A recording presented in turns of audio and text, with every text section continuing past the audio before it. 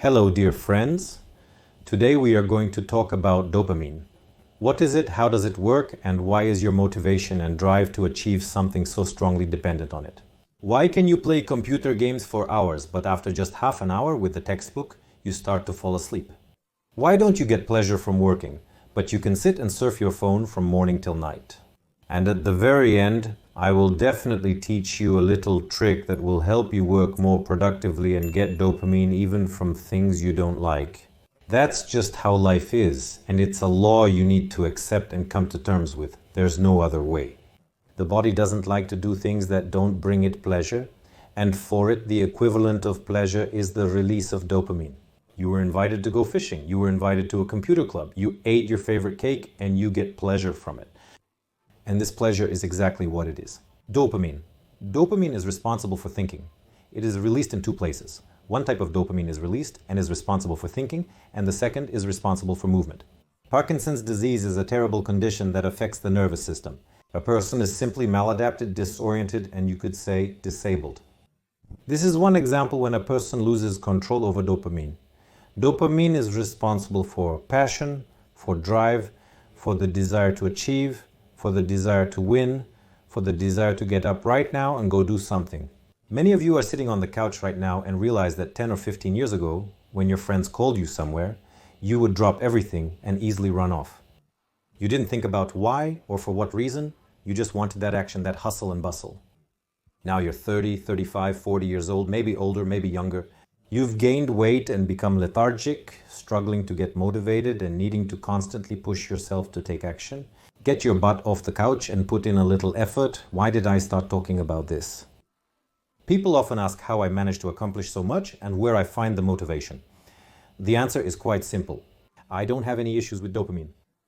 And a person with a normal perception of time, a person with a normal perception of the surrounding world, with normal motivation, and not just motivation, but the kind you really want. But you get up and go. This was done by a person with a healthy and good level of dopamine and sensitivity to dopamine. But what happens when there isn't enough dopamine? A simple example. Let's say you're sitting and playing computer games for 2 or 3 hours, and in response, dopamine is released. You killed someone, shot them, dopamine, you feel good, and you develop an addiction. So when people talk about addiction to computer games and someone thinks it's something made up, no, it's not made up. There are addictions to social networks, to the phone. When you pick up your phone and constantly want to check some message, read some news in your Instagram feed, see something that will help you release dopamine. And you can get stuck watching reels for 2, 3, 4 hours, just watching some nonsense, junk food for your brain. But at the same time, you have an exam tomorrow, you pick up a book, and after half an hour, you just start falling asleep. You don't have any dopamine. Many people say, well, doesn't the body understand that I need this, that it's good for me, that it benefits me? No, it doesn't work that way. A simple example is drugs. Drugs and drug addicts, they know perfectly well that it's harmful. They know perfectly well that it's killing them. But the body will still try to make you get more and more and more drugs. But here we're talking about things like weed, cocaine, basically any drugs and stimulants. This includes sweet soda, Coca-Cola, which is caffeine, also a stimulant. Constantly stimulating dopamine receptors with activities like gaming or drinking coffee in cafes can dull dopamine sensitivity over time. Yes, that's how it is with addicts. When they've been on drugs for a long time, they're used to high doses of dopamine. And for them, the so-called baseline, the level they exist at, is set very high. And ordinary things like meeting up with their girlfriend or going to see a movie no longer bring them the pleasure they want. Aside from drugs, they have no interest in anything else, not even regular activities. So look at drug addicts who have been using heavy drugs for a long time. They become apathetic, they don't like to move, they don't like to do anything. They don't need anything except drugs. Because that's just how it works. If the body doesn't get dopamine, it won't want to do those things. By the way, there's also an episode about testosterone on the channel. I talked about how when a man doesn't have enough testosterone, his dopamine regulation gets disrupted. That's why a man with low testosterone doesn't feel like doing anything. He feels heavy. It's a burden for him. That's why you first need to fix the testosterone level. Yes, testosterone. And dopamine, they work with energy. And low testosterone causes problems with dopamine, and low dopamine will cause problems with testosterone. About how important testosterone is, how to increase it, what's happening with our dopamine, and a lot of other useful information you can find out at my free webinar. The link to this webinar is in the description below this video. Dopamine is very greedy and cunning. Well, actually not dopamine itself, but our brain. Short-term and long-term rewards differ. Here's a simple example. I just went and ate a cake. Right away it's tasty. Right away it's sweet. Dopamine is released. The body understands, okay, you eat cake, it's unhealthy, doesn't matter. You get pleasure, you get an immediate reward. The second example, you need to get a job by going through an interview. If you get it, in the long run, you'll have a salary, you'll have a stable job, you'll have career growth. But at the current moment, from just sitting and preparing, you don't get any dopamine. From the fact that knowledge is appearing in your head, you don't get any dopamine.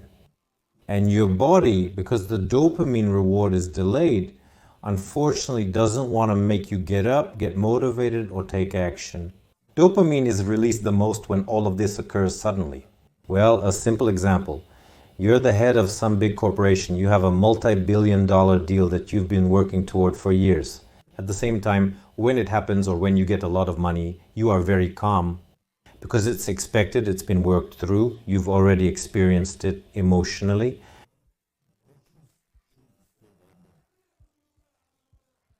And you don't get any pleasure from it. That's why many rich people don't enjoy the wealthy life the way any regular hardworking guy would if he suddenly spent a week in a millionaire's shoes. You wonder, how is that possible? He has yachts, he has planes, he has girls. But it doesn't bring him pleasure anymore because the dopamine he's used to is already on a completely different level. And that's why people who have everything in life stop getting pleasure from ordinary things. And all of this becomes ordinary for them and they need a higher level of dopamine. And that's why alcohol, drugs, addictions, all of this is a consequence of constantly having a large release of dopamine. And the same thing, by the way, happens when watching pornography. You constantly get cheap, easy dopamine, and ordinary things. Your normal life start to become harder for you. If you've noticed this in yourself, like this video, and I'll tell you what's next. Want examples? Dopamine is a complicated name, but I'll try to explain simply how it works. There's an experiment with mice. They took a mouse, connected electrodes to its brain, and gave it the opportunity to press a pedal. When it pressed the pedal, it received stimulation in its brain.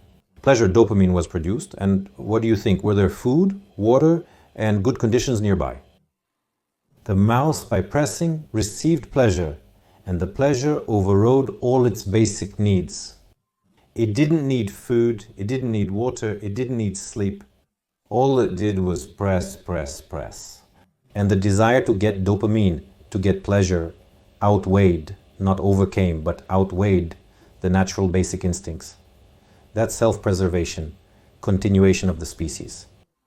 And the mice died. They died, overstimulating themselves, and nothing else mattered to them. Interesting, isn't it? Now, the second experiment, they took another group of mice and destroyed the area in their brains responsible for dopamine release. What do you think happened? The mouse kept running around and eating since it was focused. No, it was lying still and doing nothing. Because without dopamine, you have no movement, you have no motivation to get up and do something. Even though you want to eat, it's dopamine that makes you get up and get that food. And what's interesting is that if you put a piece of sugar or any other food into this mouse's mouth, it would gladly chew and eat that sugar. So the question is about motivation. It's just that the motivation became zero. If you are more drawn to something, it means you get more pleasure from it. And when children, for example, little ones, choose some kind of sport or some kind of activity or want to do something, it's only because they want to get dopamine.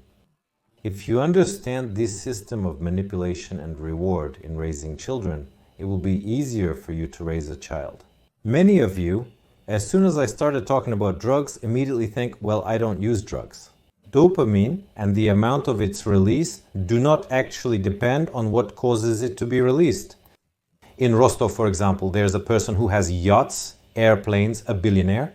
Suddenly he crashes in the desert and for 2 days he walks completely sunburned, exhausted, barely alive. For a sip of water, he's given a liter of water. The amount of dopamine he gets from drinking that water will exceed the amount of dopamine he received in a year. Buying expensive sports cars, dating the most beautiful girls in the world, and satisfying, as he thought, such needs, all of that fades compared to a simple bottle of water. I can confirm this based on my experience preparing for bodybuilding competitions, where I was cutting hard and extremely dehydrated. That feeling from drinking water is simply indescribable. You know, it's easy not to eat. You can deny yourself anything, but when you haven't drunk water for several days and you're dehydrated, water is just everything. I was desperate and willing to give anything just to be allowed to have some water to drink. Even plain water can cause a huge, gigantic release of dopamine. And you don't always have to associate dopamine with drugs or addictions. This is a simple example that any action in our life requires dopamine. Well, here's another fact, by the way. The brightest dopamine releases happen when, like I mentioned about the person who has billion-dollar turnovers and makes deals. But if this same person wins at gambling, why are so many people addicted to gambling? Do they need dopamine? There will never be any advertisements for betting companies on my channel because they are exactly what causes gambling addiction. Gambling addiction is a type of addiction where one becomes hooked on the desire to win and the sudden dopamine rush. This is similar to drug addiction. If something doesn't provide a quick and easy dopamine hit, your body rejects it. That's why long-term things always push you away. Plus, if you're constantly getting dopamine, you're on stimulants, you're always watching movies, you're scrolling through Instagram, you're always on your phone, always communicating with people, you're playing computer games. All of this increases your dopamine levels and you get exhausted. And ordinary things stop interesting you, and it becomes harder and harder for you to find motivation for work, for studying, for your own projects. Especially if you also abuse pornography.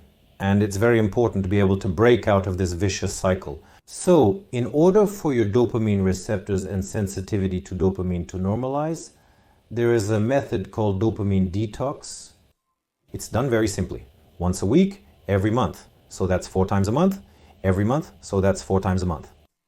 You turn off your smartphone if possible. You don't watch movies. You don't listen to music. You don't play computer games.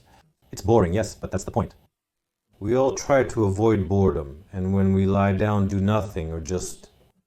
We talk with friends, go outside for a walk, read a book. We all say that it's insanely boring. But it's exactly the feeling of boredom that you need to catch. Boredom and lack of external stimulation, then everything will be okay. It's challenging, far more than you'd expect, but it's precisely what must be done. And of course, get rid of excess stimulants like caffeine. Pornography, remove it, minimize it in your life. And third, alcohol and all kinds of junk food. By the way, during these detox days, try to eat as healthy and clean as possible, without any junk food, because all of that also causes a slight dopamine release. You can do this detox alone in the woods, a cabin, or with family. Is it better to do it with someone or solo? You know, there's a practice, I won't name it, but I think you've done it. When people go into the woods, there are no phones, no music, you don't even talk, you just meditate there.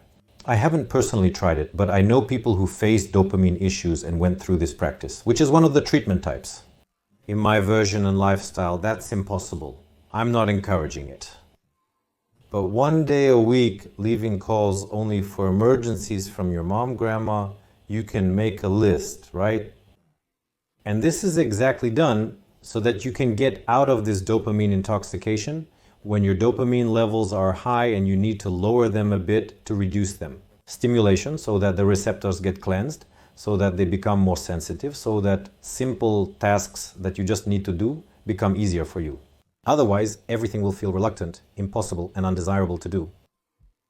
And often, why is it that addiction, alcoholism, it's like a snowball, one thing leads to another. Drugs, gambling, pornography, and sex addictions are all interconnected and often occur together as a consequence of one another. We chase after dopamine. That's just, unfortunately, how nature is set up. Let's figure out which products and how they can affect us, and also look into which biologically active supplements you can use to increase dopamine. First, chocolate. By the way, I really like it. It increases the baseline level of dopamine by 1.5 times. Sex, and not just sex itself, but even the desire for sex also increases dopamine levels, and the increase can be up to 2 times the baseline level. Nicotine. I'm not encouraging it, but that's exactly why smokers are so attached to cigarettes. Because dopamine levels increase by 2.5 times, but only for a very short period of time. That's why, when they're stressed or anxious, out of old habit, even if they've quit, they still feel the urge to smoke. Cocaine increases it by 2.5 times, and amphetamine increases it by 10 times. Imagine one of the most hardcore addicts are amphetamine users, and when they go through withdrawal after amphetamine, they don't want anything at all. They just lie there like half corpses. The whole world is gray, colorless, and silent. So does it mean a chocolate bar is like a half high? Well, it's also a stimulant, turns out. You see, it's also a dopamine stimulant. That's why the less of it, the better. Because you go beyond your baseline level and you pull that baseline level up, it increases for you. Cigarette, coffee, loud music, and active sports are here. Constant busyness and being on the go can lead to burnout, which is a common problem even among professionals. You're constantly in surgeries like us, especially surgeons. And then you just realize that you urgently need a vacation. Urgently need a vacation because you just sit there watching a movie and you're not interested. You don't want to go anywhere. You don't want anything. That's why surgeons, they often drink, they often smoke. And by the way, that's one of the reasons why surgeons can't quit their profession, because they're dopamine addicts. If this is your calling, you get dopamine from your work, making it hard to quit despite the challenges. However, everyday things don't provide you with as much enjoyment. Let's think about which supplements can actually increase our dopamine production. Interesting velvet beans. They contain L-Dopa, which is a source of dopamine. They are also known as mucuna pruriens. Well, if you haven't heard about it, you probably know the second supplement. It's L-tyrosine. It's also an amino acid prototype of L-Dopa. The third is phenylethylamine, which is phenylethylamine. It increases dopamine levels. And the last thing you should know is what lowers it, because very often guys come and say they've become lazy. And I ask, what are you taking? He says he's taking melatonin. If you don't really have a genuine need for melatonin, then by taking it, you're ruining your dopamine. So if increasing dopamine is so bad, then why all these supplements? Why is all this necessary? You just need to cut all this out of your life. So will your baseline level go up or not? It's important for the body to be able to release dopamine, but at the same time, the body should also remain sensitive to it. Because you've gotten used to this level of dopamine since you have certain addictions, for example, and at the same time, the dopamine that is released when you go to the movies or when you need to write a dissertation is not enough. It's important to be able to release dopamine and at the same time not have your baseline dopamine level somewhere in the clouds because you're constantly being stimulated. That's why you need balance. We're always striving to accelerate. We're always trying to pile more and more things onto ourselves, more tasks, more activities. But at the same time, everything around us starts to suffer. Our society, our relationships, it's everywhere, all around us. That's why a businessman becomes less affectionate. Because indirectly, through oxytocin, communication in the team is disrupted. Communication with the spouse suffers. You don't want to hug, you don't want to kiss, you don't want to have sex. While testosterone gets all the attention, prolactin is another important hormone to consider. But dopamine is very important. It all works in synergy. One thing enhances the other, and one thing can weaken the other. The levels in sensitivity are crucial. One study showed that the level of dopamine released in the area of the brain where it is released correspond to the same spot as in drug addicts. So, when people say that gaming addiction really exists, it's not something made up just to demonize computer games. It does exist. Why am I bringing this up? Because we're all used to thinking that addiction is only about drugs. And I would like you to share with me what addictions you have. Because we're all addicted to different things. Some people are addicted to music, some are addicted to the gym, some are addicted to sex. Our lives often suffer greatly due to this lack of balance that we need. Share your stories about addictions below in the comments under this video. What addictions are ruining your life, and how has it changed since they appeared in your life? Most crucially, how did you overcome this addiction? Because people who are going through the same problem you had might be able to break out of this vicious cycle thanks to your advice. And now I'll tell you how to trick and outsmart your body so that it starts getting dopamine where there actually isn't much of it. Imagine you're playing a computer game again, you're getting dopamine. But when you need to study or go to the gym, especially if you're not used to it, you don't get dopamine right away. Naturally, your body resists this. The trick is actually very simple.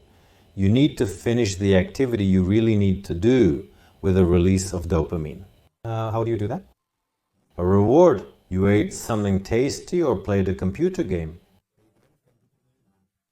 If this reward follows something you really need to do, your body will stop feeling dissatisfaction and discomfort from the process itself.